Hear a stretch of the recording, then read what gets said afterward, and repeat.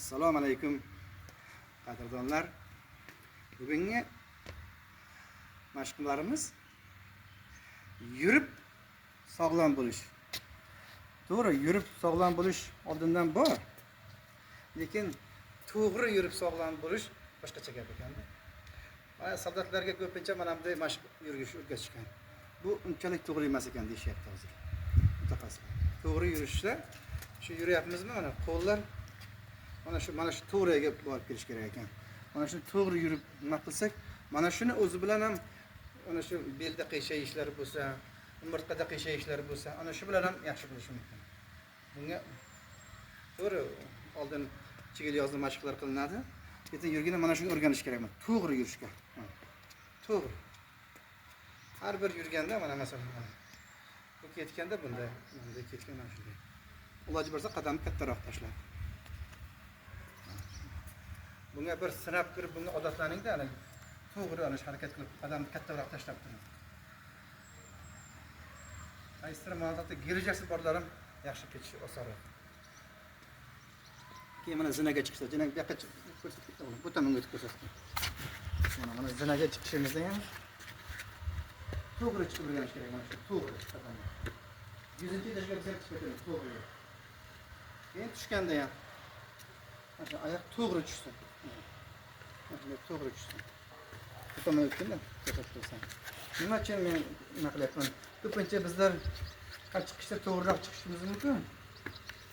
Lekin tushishimizda oyog'imizni avaylagan kishi bo'lamizda ham sal mana bundayroq tushamiz. Mana bundayroq. Mana bundayroq. Mana bundayroq. Shuni evaziga mana shu tizalarimizdagi kuch bosim bu tomonga uradi. Bu yoqqa bu tomonga uradi.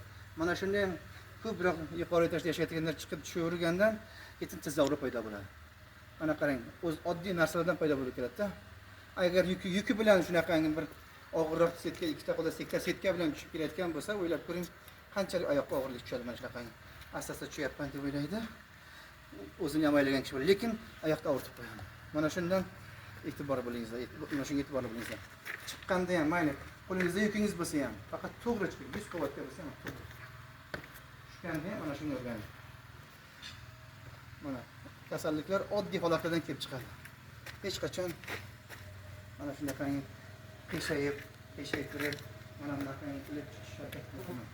To'g'ri tushda ayniqsa. To'g'ri tush. Yana tushuntira oldim sizlarga. Qiyshayib tushsa, haqiqatan qiyshayib tushsa, ozroq haligi bo'ladi, avaylagandek bo'ladi. Lekin ana shu og'irligingiz bu tomonga turadi. Tizani bu tomoniga. Menda Minsk bor. Minskda ana shunaqangi joy bu tomonga yedirishni boshladi.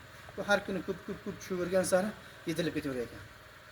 Yoki bu tam bir xil o'ngchi bilan ishlaydigan bilan bu tushadi. Ishlagich bo'ladi haligi, ishlagich. Ana shu. Bu ham zarar qiladi inson shu. Mayli ishlagichdan ishlang. Ishlagich foydasi bor.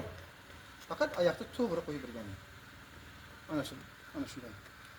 Oyoq avrish boshlanayotgan bo'lsa, tugab ketadi. Avrimaydi, isdan chiqmasin. Sog'ayish ham oddiy narsalardan, kasal bo'lish ham oddiy narsalarga e'tiborlikdan bo'ladi. Ana shu narsaga